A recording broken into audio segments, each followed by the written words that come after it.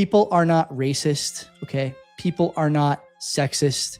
People are not bigoted. They are pattern recognizers. We used to laugh at other countries, like the China with the Great Firewall, North Korea where information can't come in and out. Now you're going to want this? Like, I don't want a government-approved packet to come to my device. I want to have it free and open. For the right governs as though the left has democratic decorum at their core. The left governs for power, dynasty, consolidation of legal avenues to crush their opponents. This happens everywhere in the world. The left has lost the argument and is going to try and end it for good through whatever means necessary. And we're seeing that now. Len, let's talk about the latest from our heritage minister, who's decided that he is going to tell us and the rest of the country what we can and can't say online. What did Mr. Miller say the other day? Oliver? Toronto Raptors great. You mean Toronto Raptors great Oliver Miller? No. No, we're talking about Mark Miller and internet controls, baby. Looks like this is coming to Canada. And welcome back, Bill C-63, the Online's Harm Act, with a little bit extra tied to it. Originally, this bill died on the vine because it didn't quite pass because Parliament was prorogued, Trudeau stepped down, and all bills that were left hanging just couldn't proceed. But the idea still remains and it lives on, and it's going to be introduced. But what does it do now, as opposed to what they were trying to get it to do before? Originally, the bill dealt with 7 particular categories of harm, like child safety, stuff like that, right? But this one adds a little bit more flavor to it. Maybe more than just flavor, maybe an extra side dish. And there's going to be the age verification ban on anybody under the age of 16 from social media. So anonymous browsing potentially may be gone as a result of all this. And for those saying good, social media, it's shaping the minds of young people, warping it in a way that it's going to be, you can't fix it. And this is something that needs to be offered up to kids. Well, what if we get a state-sponsored alternative, a social media by the state? Like, think about a CBC for kids. How do we get something like that? You swipe up and you're forced to watch about maybe some graves that were there, or maybe the next video about eating meat that's bad for the environment, or maybe how we should be sending money to Sudan to pave the roads over there with the very same oil that we can't and forced not to use over here. This is what they could be shoving down kids' throats. They could be trying to shape people's minds when they're young. And you know what? In the end, this is something that we should try to avoid if at all possible, but may not be possible in the grand scheme of things if you want to remain here. And it gets better, right? You think that this is good. You use Bill 63.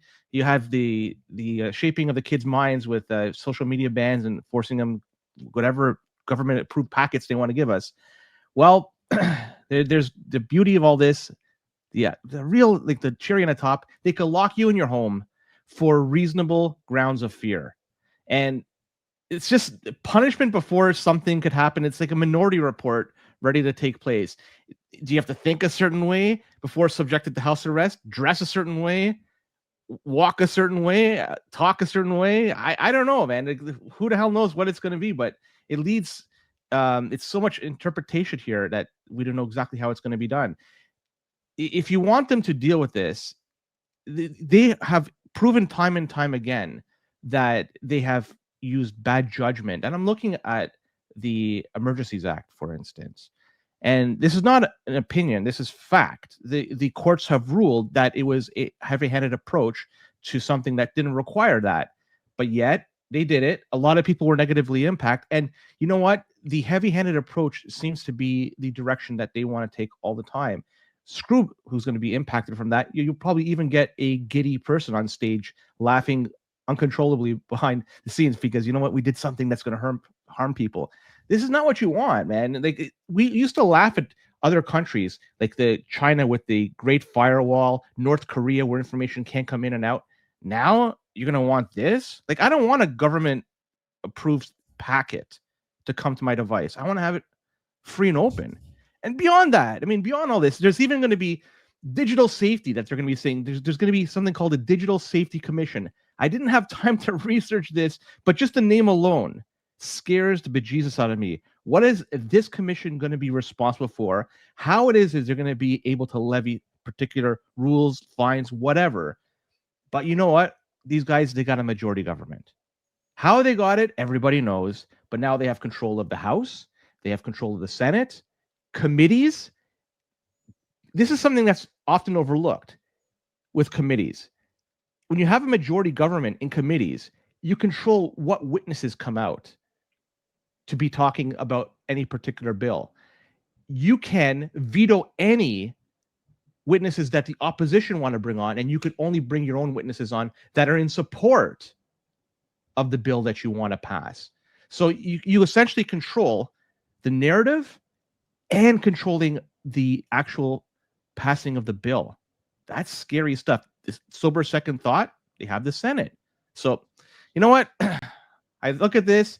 Carney, the man, look, he was talking about social contracts in the past.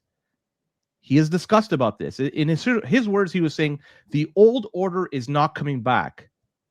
It is not. This is certainly going to be, it's a new way of doing things.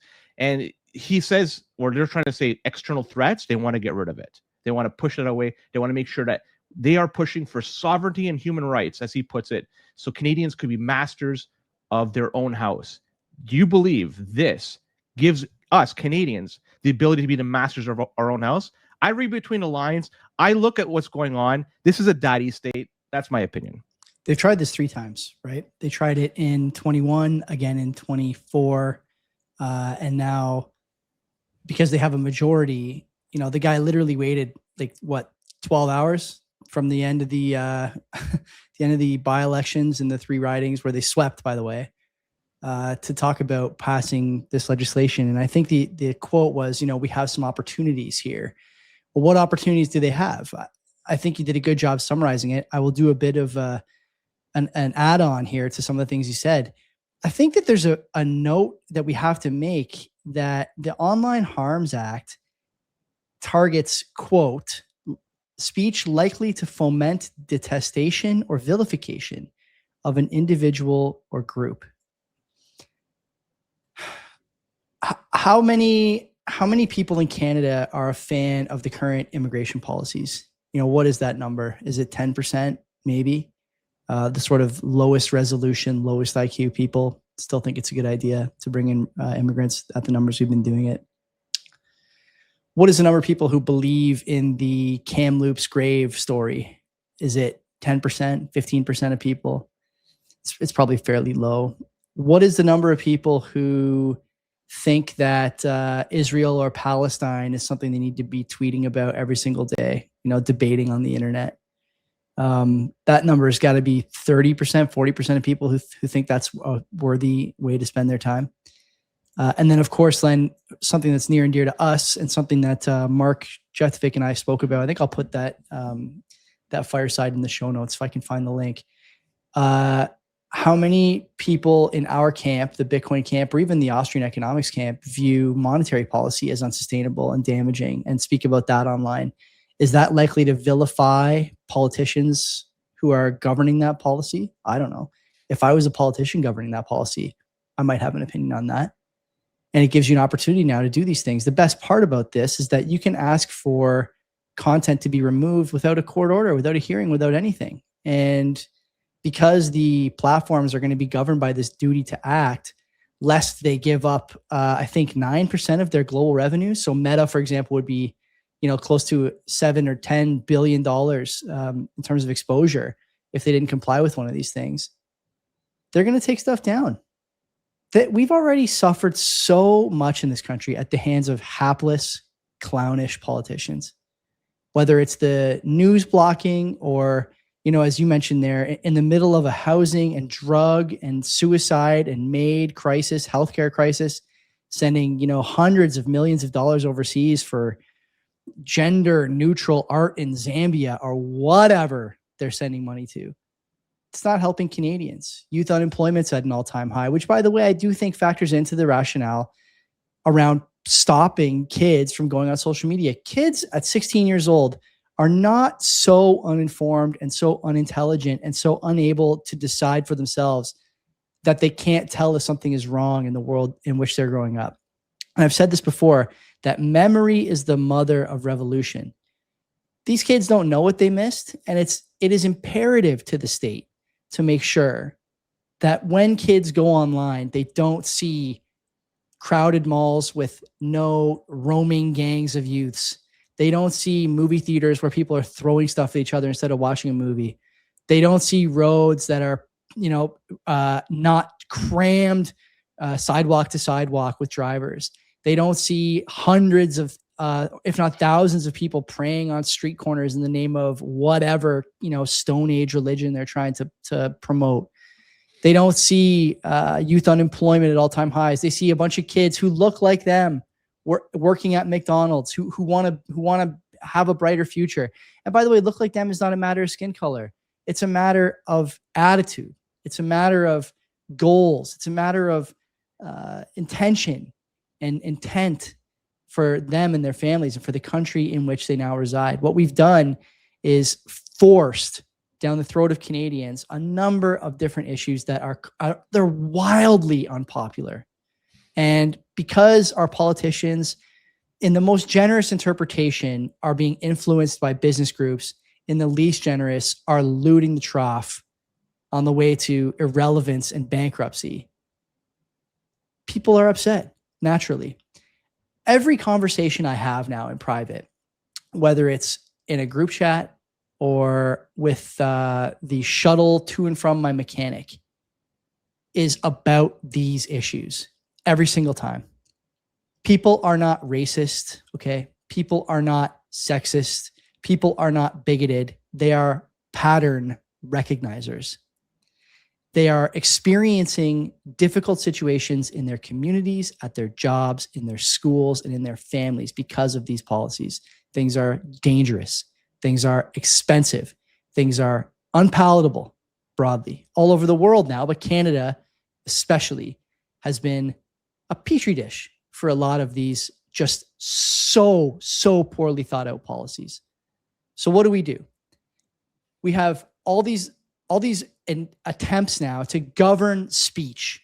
And I think that it's important also to point out that because of the way the online harms bill is, because of the age verification bill, and when we think about in the past attempts that have been made by the Canadian government and others to upend encryption, we have to note that encryption and identity are squarely at the center of these bills triangulating around it. It's not about harm. It's not about anything else besides identity, encryption, and dissent. These are the things that are at the center of these policies. There's nothing else being considered by our politicians. And why not? If I look at our YouTube channel and other YouTube channels that are, I think, growing in popularity, if I look at our channel then, the Canadian Bitcoiners podcast channel, the subscriber count is up almost 30% year over year, if you can believe it. And I think about what we talk about. We talk about the things that everyone is experiencing, but sometimes have trouble with articulating. We talk about the things that are unpopular to talk about at dinner. But what we've done is allowed for people who feel the same way in an increasingly isolated world to find their tribe. And once you find your tribe, you can organize, you can prepare, and you can push back. These things are unpalatable to governments. And so the other thing I will point to, and I'll flip it back to you, Mr. Miller and his peers have admitted through omission that the policies have not improved. The failures of 21 and 24 with trying to get these things through have not changed. What's changed is the arithmetic. They have their majority. It's clear.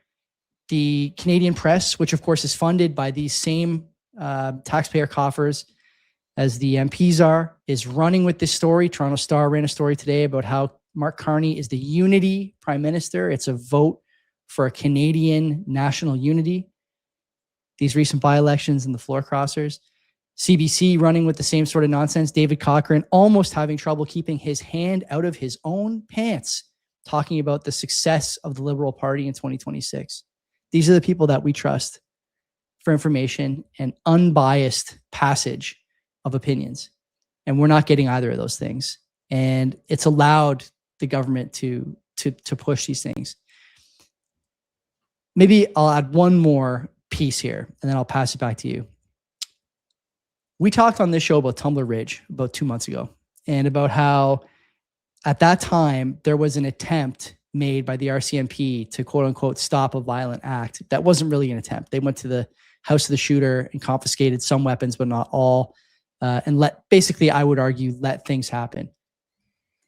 Do you know what the conspiracy heads are going to think now? They're going to think that that was allowed to happen so that stuff like this could be pushed through. They're going to think that this was allowed to happen so that encryption can be nerfed at the OS level or at the app level or at the level of a backdoor. If you want to keep encouraging this sort of behavior and have people turn away from society and toward groups who have these views, this is how you do it. And I'm really disappointed with this. I will not stand idly by. I plan on being a voice against this. And I hope the people listening to this show will join me in that. And how, aside from being a voice, because let's be honest, you could say it, but they have the majority government in the House, in the Senate. I mean, I get it. This is what you can do. This is what you probably should do. But do you think it's going to make any difference in the end? I mean, your conscience is going to be clear. I mean, I'm building ready.ca with Mark. I am saving more and more in Bitcoin as opposed to in fiat. Preparing for what I think will probably be a very difficult few years for people who are in the fiat system and at the whims of this sort of nonsense. And I'm organizing my community. You know, I'm going to try and organize my community as well and try and get people together and say, look, this is a dangerous thing. It's funny. I was at Easter dinner, as many people were last weekend or 2 weekends ago now, I suppose. And my generally liberal family all had concerns about these bills, all of them. And to me, that was a shock, but it tells me that people want to talk about these things when the environment and when the mood and when the conversation calls for it, but they're unwilling to take the first step. And so maybe it's our job to say the unpopular thing at the table, to say the unpopular thing at the party, to say the unpopular thing at the office, and see who else wants to join in. Because this is it's unacceptable. This is unacceptable behavior from a modern government in the technological age.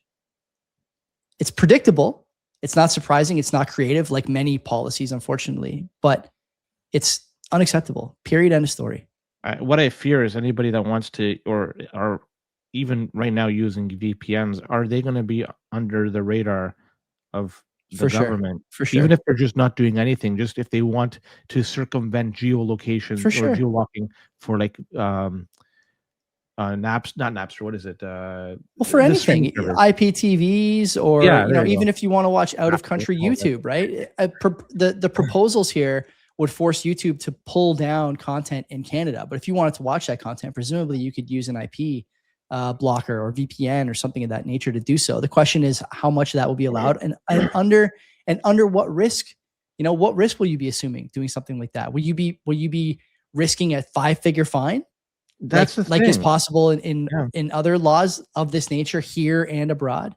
You know, you can't speak. It's already I think the most promising thing about this is that it's already basically, you know, political, social, professional suicide to talk about things like the Kamloops graves, for example, anything outside the narrative there.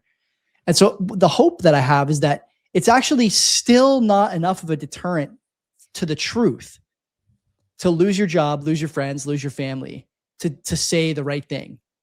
They find themselves having to go even further to discourage people from sharing opinions that go against the narrative. That's hopeful to me.